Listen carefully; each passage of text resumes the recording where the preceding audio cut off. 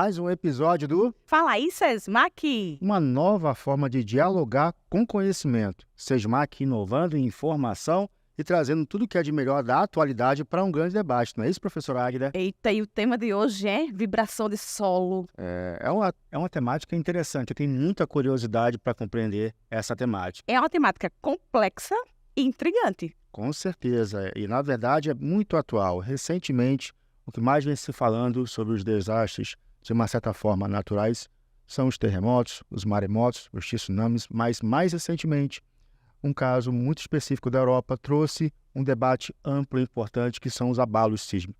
Por isso que a gente está aqui hoje com duas pessoas especialíssimas no assunto, não é isso? Eu acho que eu vou ficar assim, tentando entender tudo, porque é complexo, como eu já falei, né? E eu acho que tanto eu como vocês têm inúmeras dúvidas, né? E estamos aqui com dois especialistas para tratar e trazer essas informações, deixar mais claro essas dúvidas na cabeça de todos que nós temos em relação a esse tema. Então, temos aqui o professor Ricardo Queiroz e a professora também, Tatiane Pacífico.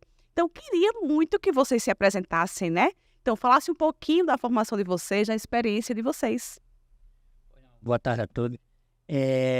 Meu nome é Ricardo Queiroz, eu sou pernambucano, mas estou em Alagoas há 40 anos. Alagoano já, Mas- professor.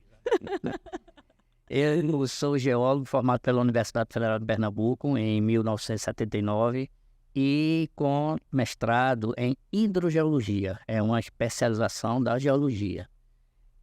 Você disse especialista, mas existe uma especialidade que é a sismologia, justamente sobre o que vamos falar hoje, né? Então eu vou tentar, na verdade, falar para vocês, passar para vocês alguma coisa sobre sísmica ou sismologia, certo? Eu sou Tatiane Pacífico, sou egressa de Engenharia Civil do SESMAC, eu me formei em 2015. E aí eu fui para o mestrado na área de estruturas, hoje eu sou doutoranda da área de estruturas, e minha tese aborda um pouquinho de sismo, né? Qual é o efeito do sismo nas estruturas. Então também não sou especialista, mas a gente estuda um pouquinho para conversar hoje, né? Tirar dúvidas, né? Os medos. E aí a gente vai partir daquele princípio, né? O que são os abalos sísmicos? Bem, abalos sísmicos são tremores de terra, né, ou na terra, que provém da dinâmica interna da Terra, né?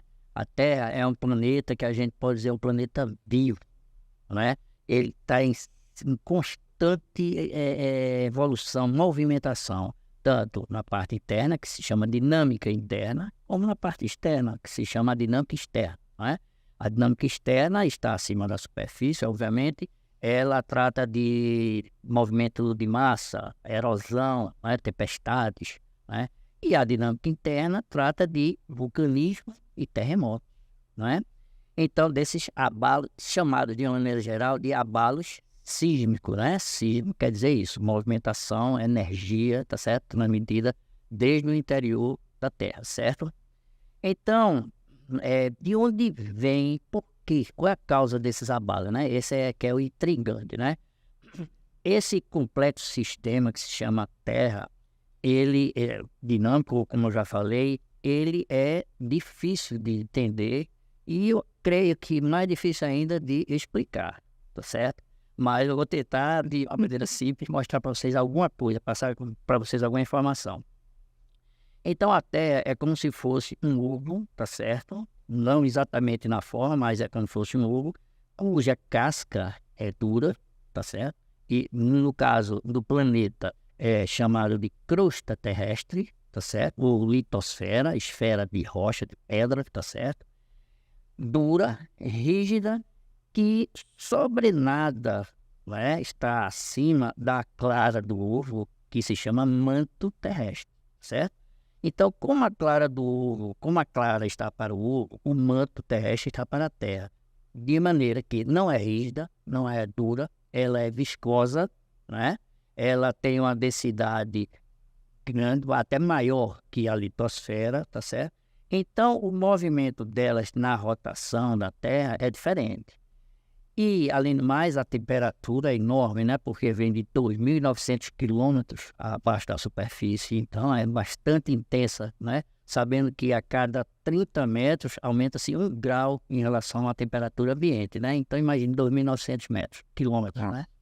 Então, há correntes de convecção entre o fundo do manto e a crosta terrestre. Essas correntes de convecção, que são o magma, né, em ascensão, por vezes escapam, né? E faz com que a casca do ovo, no caso a litosfera, a crosta, se quebre. Então, a litosfera é toda partida em blocos de terra, que nós chamamos de placas tectônicas, né? Pode passar a primeira imagem, por favor? Pronto, essa é a distribuição das placas tectônicas na crosta terrestre, tá certo? As placas são essas grandes massas aí de diferentes cores, tá certo? E que se elas têm um limite entre elas, tá certo? Elas são independentes e têm movimentos diferentes. Então, vejam aí na cor roxa a placa sul-americana, ela se separa da placa africana. Vocês veem a seta vermelha, uma para um lado, outra para o outro. Isso significa que este é um limite chamado limite divergente, porque as placas andam em sentidos contrários, não é? Ali, e aquela divisão, aquele limite entre as placas sul-americana e placa africana, vocês observem que esse limite se dá no oceano, no meio do Oceano Atlântico, né? Os continentes, na verdade, estão aí como uma sombra, né? Está aí a América do Sul em cinza, está ali a África, né, em amarelo, dentro de suas respectivas placas, né? Então, o Brasil, ali a leste, né, da América do Sul, você vê ali o Brasil, ele está longe do limite das placas. Além do mais, ele está se distanciando da África. Por isso que se diz que a América se distancia da África em torno de uma média de velocidade de 1 centímetro por ano, tá certo? Então, por isso que no Brasil não há grandes eventos de terremotos. Nós estamos assim no que se chama de plataforma passiva, tá certo? Por outro lado, a gente vê aí a costa oeste da placa sul-americana, né? A costa oeste aqui, onde tem Equador lá em cima, Peru, depois Chile, vindo aí bordejando a América do Sul, no lado oeste, né? Ela está com um movimento para leste, ou seja, no sentido contrário da placa que veio lá do meio do Oceano Atlântico, né? No sentido contrário, a gente chama esse limite aí entre a placa de Nazca, que é no Oceano Pacífico, né? E a nossa América do Sul aí, a gente chama esse limite de limite convergente, porque as placas convergem, ou seja, se chocam. Se há um choque, há um atrito, imagine aí bilhões de toneladas, não é? Em atrito com outra. Então, há, nesse choque, dezenas, centenas, milhares por ano de terremotos e de vulcanismo.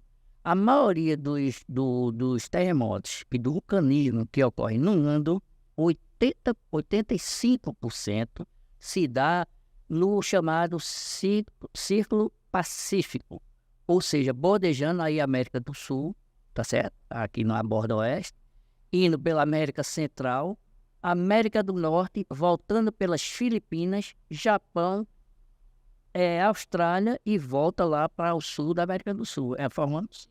Impressionante, né, professor? Desculpa, mas é um quebra-cabeça, né? Para você perceber que a nossa natureza, ela se recria e se reinventa também. Então, as placas, na verdade, elas são circunstâncias móveis da própria natureza. Não é nada que foi criado, porque as pessoas às vezes pensam que as construções que geram as modificações do geramento das placas, a minha construção da casa, enfim, começa a pensar coisa que não tem nada a ver. Então, é uma condição natural, né? É isso? Você começa a pensar que foi uma explosão que houve não sei aonde, né? Seria até fácil de pensar que quando a Coreia do Norte explodiu umas bombas atômicas, né? Ali no mar do Japão, poderia haver algum abalo sísmico grande, algum terremoto. Mas não se sabe, não se tem notícia disso, né? Dessa consequência, não se tem notícia.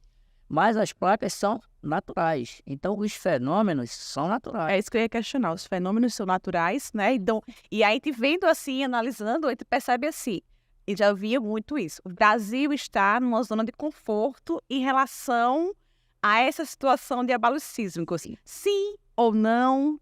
E é verdade. Com certeza. Se pensar em probabilidade, né, tá, a chance de acontecer. Tem estudos que dizem o seguinte, o Brasil, porque tem a escala Richter, né, que dá a magnitude desse evento, e aí, à medida que ela aumenta de 0 a 9... É isso que eu quero questionar. Ela vai de 0 a 9 e vai aumentando a magnitude e, consequentemente, a intensidade a depender, né? Porque são coisas diferentes. Isso, são coisas diferentes. A depender da intensidade, porque a intensidade é o dano que esse sismo causa, né? Qual é o dano que causa nas pessoas, na natureza, nas estruturas. Então, o Brasil, ele tem... A gente diz que ele é estável em relação à sismicidade, né? A gente tem, se comparar com os países que o professor falou, que são os países da costa, Chile, Equador, Peru, a chance de ocorrer um terremoto de magnitude 5 lá é 2 vezes por semana, enquanto aqui a cada 5 anos. Então, lá é bem pior do que aqui em relação ao sismo. Perfeito. Para você que está nos assistindo no Spotify, é como se o Brasil estivesse no meio da placa. E aquele que está na borda, teoricamente, está mais suscetível às chances de ocorrer esse abalo. Não seria isso, professores? Mas no Brasil ainda acontece, mas de baixa magnitude. É que eu ia questionar, porque assim, a gente, eu ouvia falar sempre quem estava nessa plataforma, assim, quietinho ali, mas que no Nordeste apareceram alguns casos, né? E aí isso tem meio que assustado as pessoas, tem preocupado. Existe essa questão de se preocupar mesmo? Como é que funciona isso? Esclarecer assim, porque eu acho que é uma dúvida geral. Assim, o que acontece é que, à medida que o tempo passa, as informações melhoram, os instrumentos, a tecnologia melhora e você tem mais, digamos... informação, mais notícias, né? Então, é o que está acontecendo agora, né? Melhoraram os aparelhos, os sismógrafos, né? A notícia se espalha rapidamente, né? Então, você tem, houve um abalo sísmico em Arapiraca em agosto. Não. Foram 3 em um mês, né? O que chegou pra gente foram 3 em um mês. Vocês souberam de julho, lá em Arapiraca? Pois é. Tá vendo? Professor, por isso que vocês estão aqui para esclarecer isso aí, porque a informação, né, chega de uma forma completamente diferente, não é isso, professor? De Rio Largo, aqui bem pertinho, Isso. no mês passado. Pois é, então, todo dia tá havendo sismo.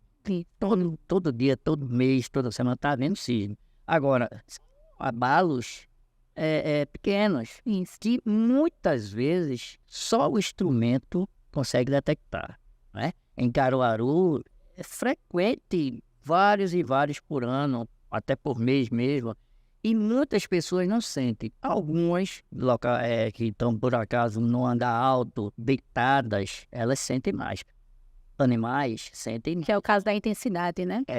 E essa intensidade, foi falado agora dessa classificação. Como é que a gente consegue entender essa classificação? A escala vai de 0 a...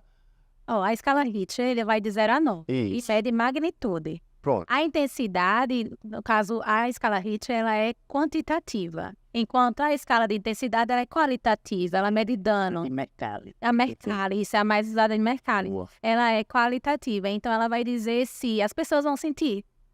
Ocorreu um sismo de magnitude 2 em Arapiraca. Ok, algumas pessoas sentiram, mas normalmente não se sente. Ocorre um sismo de magnitude 7,5 em tal país. Aí pode ser catastrófico, a depender de onde está o epicentro. Tem isso. Exatamente. Porque pode ter uma zona não povoada. E também o hipocentro, né? Porque o hipocentro, que é o centro onde a energia foi liberada, abaixo da superfície, quando ele é superficial, por exemplo, Marrocos é semi-superficial, porque foi a 18 quilômetros de profundidade. Isso é baixa, é uma profundidade baixa. Mas ela foi sentida na escala 6,3, alguma coisa assim. Como se fosse um terremoto da escala 8,5, mais acima, na borda do encontro das duas placas, no limite das placas. A placa, no caso que eu falo, só é a placa euroasiática com a placa africana, tá certo? Onde Marrocos está, né? Então, esse hipocentro também é importante, essa profundidade, tá certo?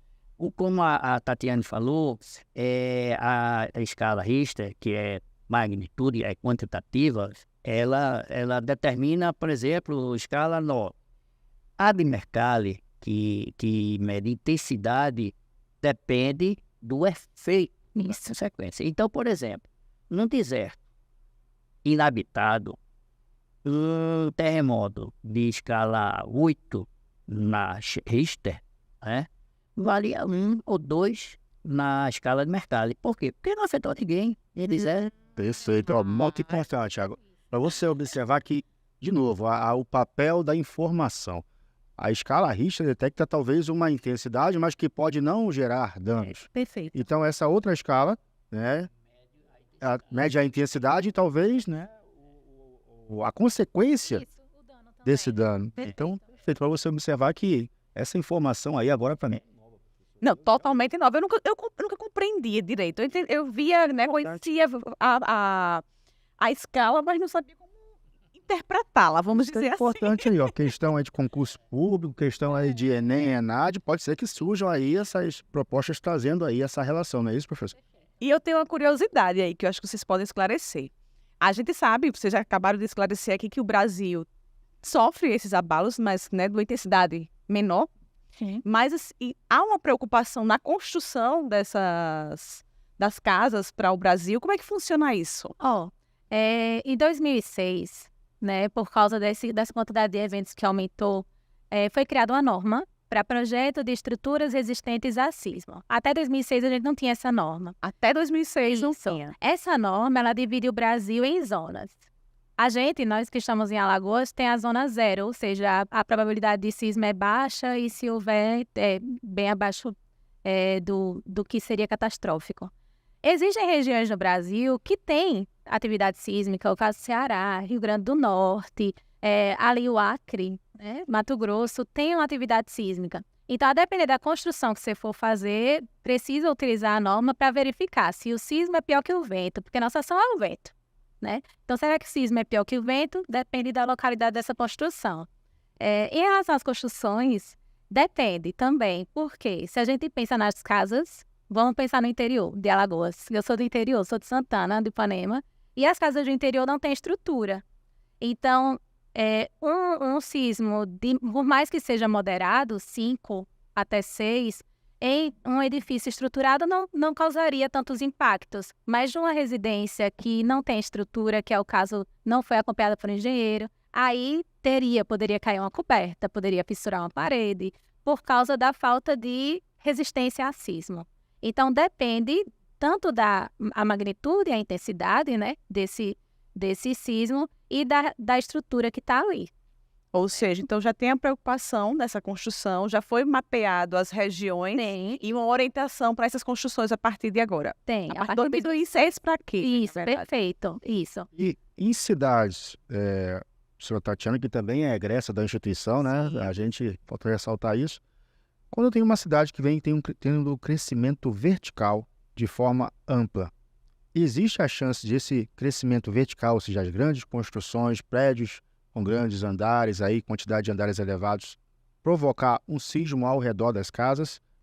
Como o professor tinha falado, o tremor ele ocorre de maneira natural, mas pode ser causado pelo humano. na parte interna da Terra, né? Isso, Agora, o que pode ser causado pelo humano, eu vou até mostrar aí no slide, são, por exemplo, ações que tragam danos na própria superfície. isso. E aí que às vezes reverbera no tremor. Por exemplo, uma grande explosão na mineração pode, né? Uma Causar grande escavação. uma grande escavação pode. Tanto é que, por exemplo, a gente da engenharia civil tem as fundações que a gente precisa fazer e determinados tipos de fundações, eles vibram o solo. E aí, se eu estou construindo próximo a um patrimônio histórico, a um prédio muito antigo, eu não posso usar certos tipos de fundação, porque o tremor causado pela execução pode Prejudicar. Isso, é algo causado pelo humano, né? Não é Exatamente. Quantas vezes a gente está em casa tranquilo estudando e sente o tremor?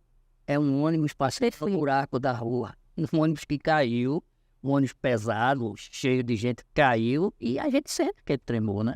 Quer dizer, são tremores mínimos que não vão ser talvez nem detectados no sismógrafo, a não ser que tenha um sismógrafo próximo, não é?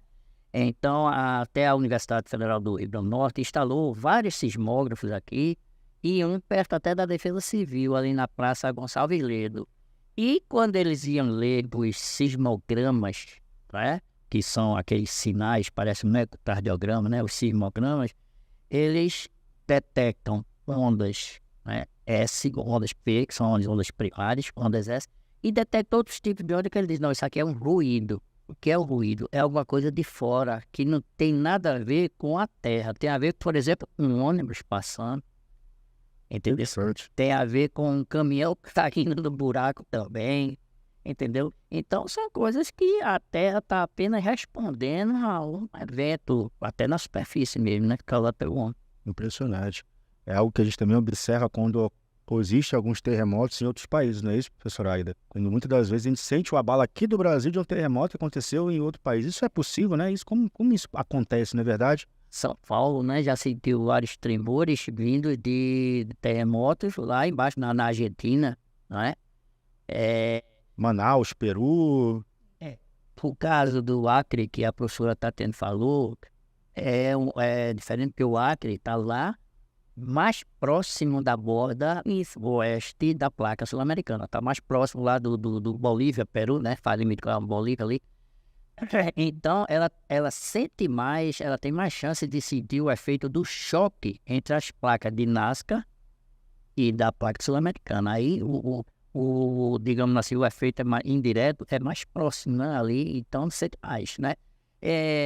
Vou contar um caso rapidinho aqui. Eu estava acabando o curso de geologia e estava fazendo um estudo de uma ocorrência de ferro no interior da Paraíba, num local chamado Condado, depois de Patos. E usávamos, né, porque era uma ocorrência de ferro, usávamos alguns instrumentos de geofísica. São justamente instrumentos que detectam tremores, detectam outras coisas, né, inclusive ocorrências de ferro, né, que lá era o caso, a gente estava estudando uma ocorrência de ferro. E um instrumento que a gente usou foi o gravímetro. Ele serve para, através de diferentes gravidades, ver contatos entre rochas. E o orientador, no caso, viu no gravímetro alguma coisa estranha e disse, olha, houve um terremoto aqui em algum lugar. No outro dia, ou na outra semana, ouvimos que foi o terremoto na Bolívia. Ele foi detectado por um instrumento, não propriamente o sismógrafo, mas foi detectado alguma coisa na Terra vibrando, entendeu? Quer dizer que isso que vocês falaram, que estavam curiosos, outro terremoto em outros locais podem ser sentidos também, né? E é justamente isso que nós sentimos aqui no Nordeste, né? O Nordeste é bastante cheio de falhas. Eu queria aqui mostrar aí ainda aquela... Acredito mesmo. Pode... Esse aqui? Pronto. O Nordeste, vocês observem ali na pontinha do Brasil, né? Nordeste do Brasil, ele está mais próximo da... Africano. Não só da África, mas principalmente do meio, do limite, né, da placa. Esse limite da placa que vocês estão vindo desde aqui, né, do azulzinho, que é a placa australiana, até lá em cima, ele vai até a Islândia, lá em cima, perto do Polo Norte, né? Ele forma uma verdadeira cadeia de montanhas, um rasgo, chamado cadeia meso-oceânica do Atlântico. Como eles estão em um limite divergente, eles estão se separando, sai toda hora ali magma do manto terrestre. Sai esse magma sai empurrando a placa sul-americana para oeste, como você vê aqui, aquela seta apontando para oeste, né? E aí há uma pressão na placa sul-americana, porque ela está empurrando para oeste, e aqui a placa de Nazca, a azulzinha, lá na borda oeste, está empurrando para leste. Então, isso é... Meio de um lado, tudo do outro. Exatamente, isso se chama pressão. Exatamente. Como o Nordeste está mais próximo ali do limite, ele sente mais, ele é todo cheio de falhas geológicas, tá certo? Então, eu vou mostrar aí a próxima, por favor, o próximo slide. Aí só mostrando como são esses limites, primeiramente, né? Lá em cima você vê o limite divergente, o que é, né? Lá em cima você vê uma placa indo para a direita, outra placa indo para a esquerda. Isso eu estou mostrando em perfil, tá certo? Então, há ali uma cadeia mesoceânica, né? Ali está o meio do Oceano Atlântico, está embaixo d'água, né? E tem uma verdadeira ascensão do magma, saindo à superfície, lá embaixo, né, do oceano, expandindo o que se chama assoalho submarino, assoalho oceânico. Ele está sempre aí, no caso, em expansão, tá certo? E a seta para a esquerda lá, da placa sul-americana, né, mostrando que está uma compressão para lá, tá certo? Aqui, eu vou mostrar logo aqui embaixo, o limite convergente entre a placa de Nazca, aquela azulzinha lá que a gente viu anteriormente, e a placa sul-americana aí, mostrando que quando eles convergem, as placas têm diferentes espessuras, diferentes densidades, tá certo? Então, aqui a placa oceânica de Nazca, do oceano, no caso Pacífico, né? Ela vai por baixo da placa sul-americana. Isso se chama uma zona de subducção. Subducção. Ela vai por baixo e faz isso. Ou seja, a placa sul-americana levantou a Cordilheira dos Andes. Foi formada aproximadamente 26 milhões de anos dessa forma. Então, o senhor acabou de também fazer um insight aqui na minha mente. Então, essas estruturas montanhosas, as cordilheiras são cicatrizes, podemos assim dizer? É isso, Tatiana? São cicatrizes aí? Cicatrizes. São cicatrizes dessas conversões? Seria mais ou menos isso? É isso. No caso, uma cicatriz lembra, né?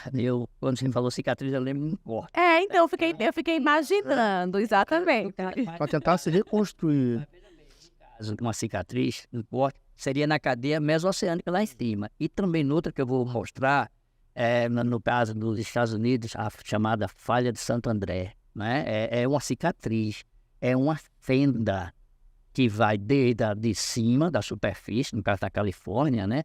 Até lá embaixo, no mar, quilômetros e quilômetros, não é isso? Então, cicatriz, a gente associa a isso, a um raso, tá certo? Já uma cadeia de montanha, como a Cordilheira dos Andes aí embaixo, os Himalaias, né? Lá perto da Eurásia, né? Então, eles subiram, isso se chama orogênese, formação de montanha, porque alguma placa embaixo levantou. Sentido, tem sentido. É complexo. Não, mas tem sentido. E agora, com essa analogia, a gente conseguiu entender realmente que as formações rochosas são realmente, talvez, algumas situações ocorridas com as falhas geológicas de 20, 30 mil anos atrás. E muito mais, já, professor? Muito mais. Em termos de tempo geológico, a gente sempre fala em milhões de anos, né? No Brasil, é comum existir abalos sísmicos. Como é que a gente consegue contar essa história, não é isso, professor? Porque eu lembro que nos anos 90 era muito mais, talvez predominante, prevalente, né? A existência ou a incidência, né, também desses fenômenos. Como é que a gente consegue explicar isso, não é isso, professora? Exatamente. Antes de começar sobre isso, eu gostaria de mostrar essa do meio aqui, se chama limite transformante. É um limite entre duas placas e elas andam na horizontal. Uma desliza com a outra. A partir de um plano que está ali no meio, separando as duas, uma vai no sentido e outra vai no outro sentido, tá certo? Uma para direita, do caso aqui, uma placa vai para norte e a daqui vai para sul, tá certo? Isso dá origem ao que se chama nesse plano de falha geológica transformante ou transcorrente, tá certo? Uma dessas falhas, famosíssima, a mais famosa no mundo, é a chamada falha de Santo André, que corta toda a Califórnia, né? Então, em São Francisco, foi praticamente destruída totalmente nos anos 1900 e alguma coisa. Aí tem até. E outros casos desses também destruíram cidades, né? Por causa dessa no caso, esse deslizamento de placas é como se as placas deslizando uma sobre a outra, elas se atritam. Então, há uma resistência, não é isso, Tati? Há uma resistência. Enquanto uma placa está andando, a outra está resistindo. Então, isso se chama, está acumulando energia, não é? Acumulando energia. Quando esse movimento vence a resistência, vence o atrito, aí desliza e Causando terremoto. normalmente é altíssimo. Que é o que a gente tem, são falhas, né? Já que nós estamos no centro de uma placa, né? O Brasil ele tem várias falhas e nesse movimento que não acaba, né? as placas deslizam e aí surge na superfície as ondas sísmicas. E aí o sismógrafo, né, ele capta essas ondas sísmicas, mede, e é quando a gente está acompanhando aí nas notícias, dizendo a magnitude e a intensidade desse sismo. E a gente percebe, puxando o que o professor Vitor tinha falado em questão do Brasil, nos anos 80, 86, eu acho, mais ou menos, no Rio Grande do Norte, né, em Natal, você teve o primeiro registro que foi onde teve danos, né? Realmente, aí pode ser considerado um terremoto. Tá aqui, 5,3 da escala Richter e causou pelo menos o abatimento de quantas residências você lembra? Não, foi 4.000 residências. Não sei o número de mortes, mas residências foi muito. Agora, por quê? Por que isso foi intenso? É preciso a gente saber que a intensidade que há de um sismo, né, de um terremoto, ela se dá, como a professora Tati disse, em relação a danos, não é isso? E os danos são muito ligados ao tipo de construção. Perfeito. E também ao tipo de rocha onde estão essas construções. No caso de João Câmara, né, ela está ainda em rochas sedimentares, que são rochas mais moles do que uma rocha, por exemplo, que está ali no subsolo de Arapiraca, no nosso sertão. Né? Então, são solos moles lá menos rios, né? Como temos aqui em Maceió, né? Estão na bacia sedimentar. Então, qualquer sismo maior, um pouco maior, abala ainda mais a intensidade, porque a rocha é como, pense aí num prato com uma gelatina em cima. Se você bater no prato, a gelatina se move. Sim. É muito diferente se você tiver uma barra de ferro em cima do prato. Você bate no prato, ela não se move, mas uma gelatina se move. Então é isso, a rocha sedimentar é como uma gelatina que qualquer abalo, ela se move, ela se movimenta mais, ela se deteriora mais e daí as casas vão abaixo. Isso, melhor. E antes a gente, como o professor disse, não era medido. Então, e também o país era menos povoado. Então, se tinha sismo, mesmo que não medido, ninguém sentia, porque ninguém morava lá. Hoje em dia a gente está com uma densidade demográfica maior, temos mais medição. Então, quando acontece o sismo, as pessoas sentem porque há medição, né? E nem sempre sentem, né? Como o professor disse, sempre tem. Tudo pode estar acontecendo agora um sismo, mas a gente não sente, tá? Impressionante. Se normalmente abaixo de 3... Sismo. Não sente e não há danos também, né? Os aparelhos, Isso. né? Não há danos, Não é? Eu tenho uma curiosidade, assim, que eu fico pensando. Vocês podem me corrigir, a questão de leiga mesmo, tá certo? Eu fico imaginando, hoje tem regiões que a gente sabe que tem o risco gravíssimo, né, de um terremoto e que tem danos grandiosos. E por que as pessoas voltam a construir nesses lugares? É porque acreditam que a construção ali vai dar certo? É uma curiosidade mesmo de leiga, eu queria ouvir. Hoje em dia, com a ciência dos materiais e com a engenharia, Certo. dá para construir tipos de construções que são feitas para resistir a sismos, né? Então, a gente consegue construir edifícios com pêndulo que quando balança, estabiliza. Dá para construir, dá para fazer. Porém, às vezes é a realidade, né? Você tem que voltar para aquele lugar e, infelizmente, constrói residências de baixa qualidade sem nenhuma engenharia envolvida. Mas que há possibilidade de construção em locais com sismicidade alta lá, né? A tecnologia, hoje em dia, dá uma segurança maior. E propicia, né, você fazer determinadas ações. Por exemplo, a perfuração de um poço de petróleo com 4.000 metros de lâmina d'água, né, lá no oceano, ela, com um navio normal, não perfuraria, porque as ondas balançariam e quebrariam as hastes de perfuração, né? Mas existe a tecnologia que a professora falou aí, correlata, que o navio fica estável, fica parado como se tivesse fincado os pés lá no chão, entendeu? E perfuraram já, se não me engano, 11.000 metros lá para baixo, entendeu?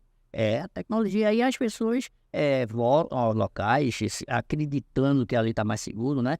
Por exemplo, a falha de Santo André, no caso São Francisco, Los Angeles, foram praticamente destruídas, né?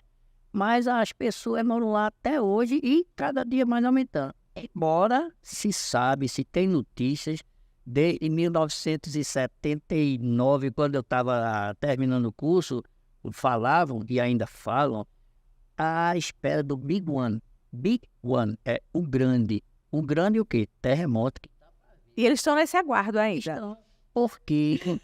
Porque há 300 anos não há um sismo na falha de Santo André. Significa que aquele atrito que eu falei... Vai ser ultrapassado em algum momento. em algum- Eu gosto de ficar no Nordeste mesmo. Eu não vou para Los Angeles, professor. Professor Tatiana. Dessa área, porque a gente sabe que existe uma falha, sabe que em algum momento esse atrito vai ser ultrapassado, mas a gente não consegue dizer que vai ser amanhã às 3 horas da tarde.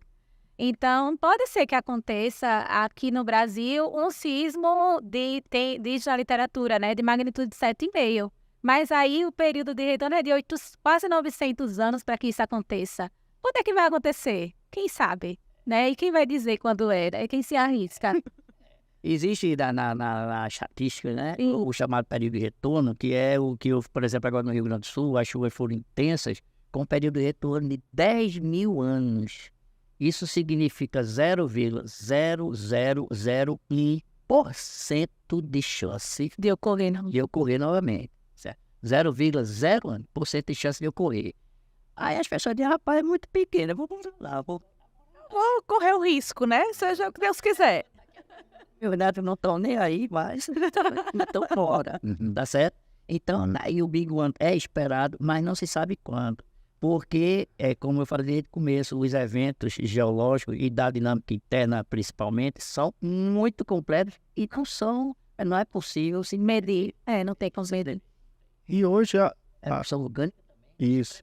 E hoje a engenharia das casas, das construções evoluíram de tal forma, né, que elas são muito resistentes, não é isso? Vocês que são da área devem saber verdadeiramente como é que essas construções são resistentes a abalos, não é isso? A maioria.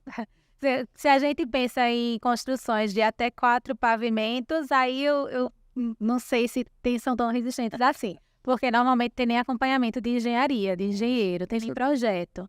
Mas quando a gente pensa em edifícios mais altos, acima de 4, né, um pouco mais altos, aí sim, entra a engenharia e entra a utilização de normas técnicas, que é quando a gente utiliza para se resguardar e fazer o projeto de acordo com a segurança, né? A segurança estrutural. E aí entra a norma de sismo, que ela entra para que a gente consiga construir cada vez mais seguro, né? Para resistir tanto ao vento, que é a nossa realidade, os ventos fortes, quanto ao sismo, né? Essa questão de medo do ser humano parece que não tem medo, né? Você morar próximo a um vulcão, né? Por exemplo, o vulcão Vesúvio, na Itália, ele, no ano 79, né, depois de Cristo, dizimou toda a população de Pompeia, né? Pompeia e Herculano, ali perto na Itália, né, no sul da Itália. Mas muita gente mora hoje, né? Tem mais. E também eu gostaria de mostrar aqui um slide. Adiante, sim. Vejam bem, essas são as placas agora mostrando no globo terrestre, né? Você vê ali a placa euroasiática, né? A placa africana aqui embaixo em laranja, tá certo? Vejam lá, no caso, um limite transformante naquela placa Anatólia ali em cima, né? No norte. Anatólia. Ela causou na Turquia e Síria esse ano um terremoto com magnitude 7,2, 7,8, 7,5, 50 mil mortes, isso, né? Na Turquia e Síria, este ano, né? Já aqui em Marrocos, como eu tinha falado, no limite entre a placa africana e a euroasiática, aqui embaixo, tá certo? Mas aqui no meio, está mostrando Marrocos. Foi agora, recentemente. São dias, né? Terremoto magnitude 6,8 só. Média, diário, não é alto, não é? Tá. Isso. 2 mil mortes, mais de 2 mil, né? Mas porque ele causou tanta morte, causou tanto dano, a intensidade foi maior que 6,8, né? Na escala do mercado seria maior. Porque ele foi a uma profundidade, ou seja, o hipocentro dele foi baixa, 18 quilômetros apenas, certo? E isso foi quase em 20 segundos. Imagine se fosse Normalmente eles são assim, não chegam nem a 1 minuto, né? Normalmente eles são curtos mesmo. Né? E normalmente também eles replicam, né? Tem Isso. 2, 3, 4, às vezes dezenas depois, né? No caso ali, acima de Marrocos está a Espanha e Portugal, né? Bem ali naquela listinha vermelha, naquele limite que Lisboa, né? Foi, eu acho que totalmente destruído também em 1900 e... Agora eu não lembro o nome. O ano, né? É, o ano, tá certo? O ano, ok? Também em questão de só terremoto não, mas vulcanismo. Aí, ó, na placa indo-australiana, no caso ali, é a ilha de Sumatra, tá certo? E de Java. Onde está aquela setinha, a ilha de Java? Em 1883, houve uma erupção vulcânica do chamado Krakatoa. Tem até filme sobre isso, o Inferno de Krakatoa, tá certo? Causou mais de 35 mil mortes. Ele lançou, veja que também está no limite convergente de placas. Está vendo ali? A placa eurasiática com a placa indo-australiana, da Índia e Austrália ali juntas, se juntando, tá certo? Essa erupção foi tão forte que a dezenas de quilômetros do vulcão estourou o tímpano de alguns marinheiros, tá certo? Lançou lava vulcânica a 80 quilômetros de altura, ou seja, acima até da troposfera, já na estratosfera. Quer dizer, não se tem notícia de um tremor, não. Foi seguido de um tremor, sim, mas de uma erupção vulcânica tão forte. E gerou tremor também, 8 pontos, alguma coisa, 8,3, se não me engano, na escala Richter, que por ser no mar, né, ali, é uma ilha pequena, né, causou um tsunami, que inundou a ilha de Java, matou essas 35 mil mortes, a maioria foi dessa tsunami, entendeu? Quer dizer, para você ver o que são essas placas e o que é esse movimento de convergência entre elas. E o que eles causam, né? Tsunami, erupção. Devastador, né? Devastador mesmo. E a gente, vocês falaram já da tecnologia, assim, a importância da tecnologia hoje para a construção, Perfeito. né?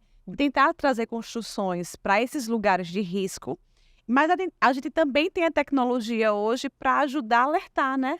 As pessoas a saírem dos locais, já com a previsão de que vai acontecer algo ali. Queria que vocês falassem um pouquinho mais de como é que funciona. Eu acho assim, que a gente fala, o que está acontecendo e agora em Arapiraca é muito baixo, mas eu acho que é importante falar, porque as pessoas conhecerem o assunto, eu acho que é importante, né?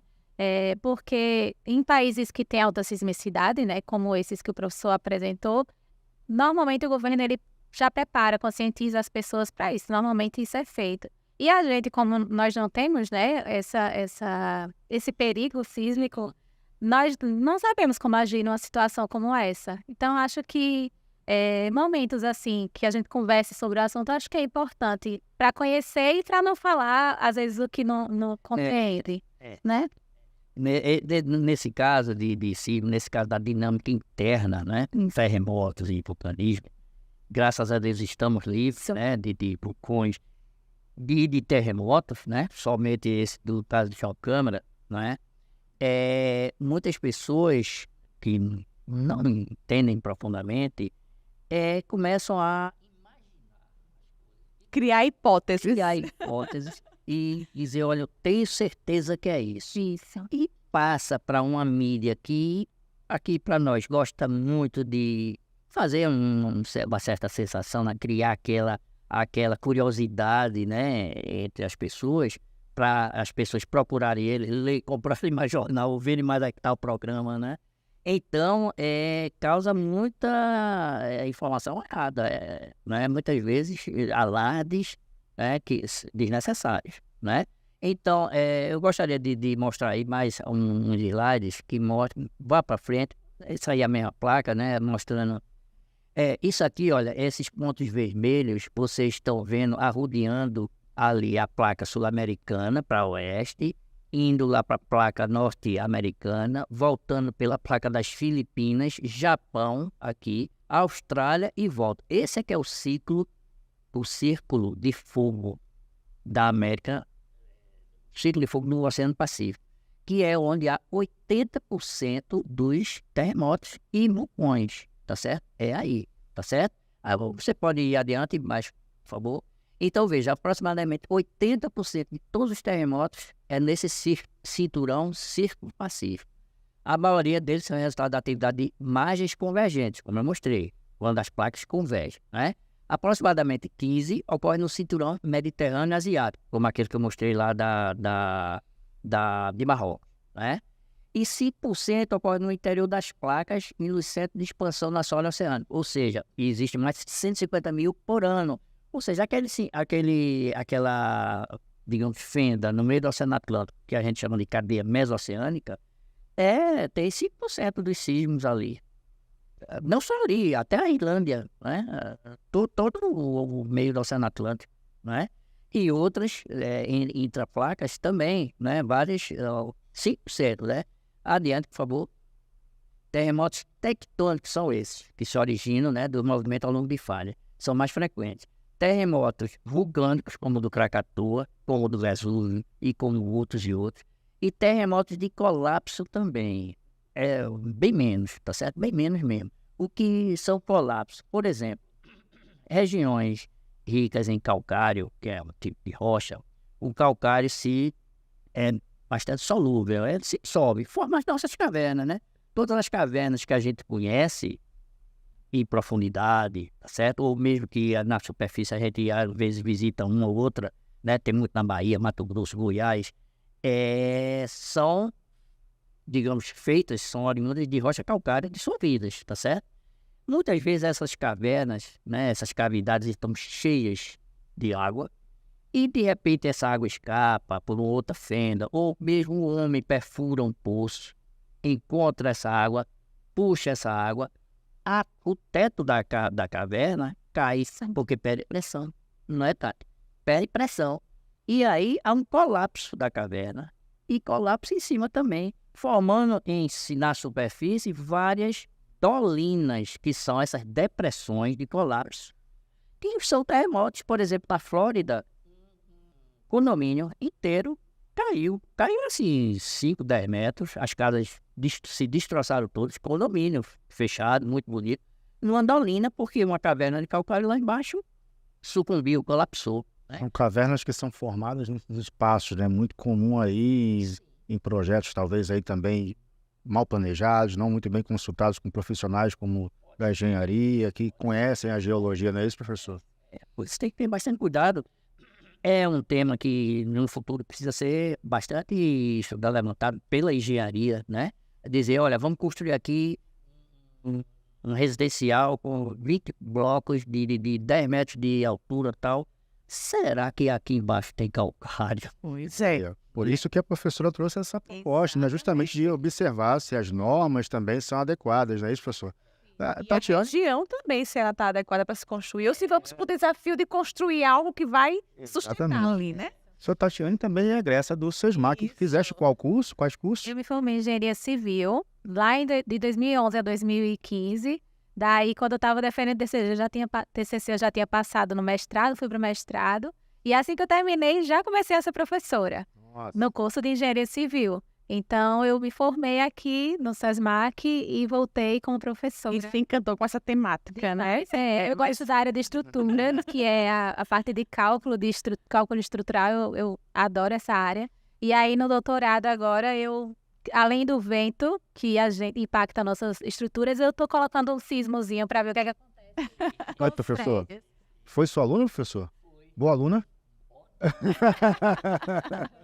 Eu acho que o olhinho dela chega brilhou. É o desafio, acho. Bom, já para você ver como é que o seu conhecimento foi propagado, né, professor? Turma, eu sou desde a primeira turma, 2020, eu entrei no CELAC.